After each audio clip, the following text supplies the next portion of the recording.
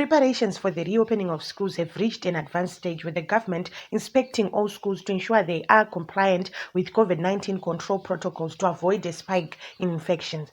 The Ministry of Primary and Secondary Education officials, working in conjunction with the Ministry of Health and Childcare, are on the ground to ascertain if adequate measures informed by World Health Organization, the WHO, guidelines are in place.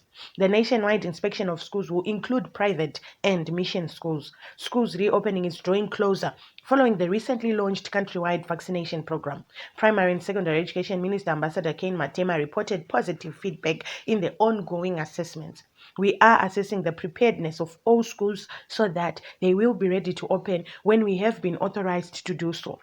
We do not want a situation where other schools will not be ready when we are allowed to resume classes. We have done this before, like the writing of examination in a safe environment for learners, and we want to make sure the learning environment is safe for all. All the schools have to comply to ensure the safety of both the learners and the teachers, he said. Minister Matema said the exercise was not meant to inconvenience parents, learners, and teachers, but it was a move to ensure safety for all stakeholders, dismissing some baseless claims that students might be affected by the measures. He said it was disheartening that learners were not going to school because of the COVID-19 containment measures, which were, however, meant to protect them from the virus.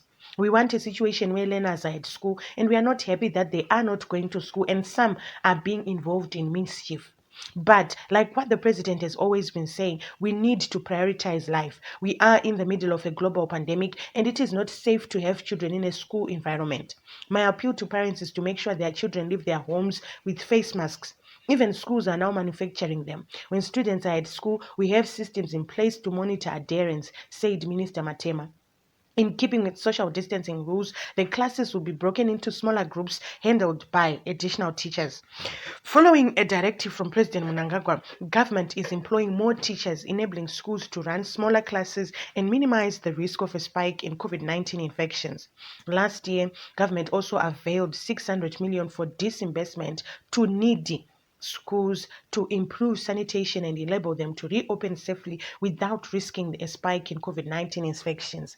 The Ministry of Health and Childcare said they had given their primary and secondary education counterparts guidelines to follow for a safe resumption of classes. The guidelines, crafted by medical experts, are anchored on minimizing the risk of infecting others through the enforcement of social distancing regulations, among other things.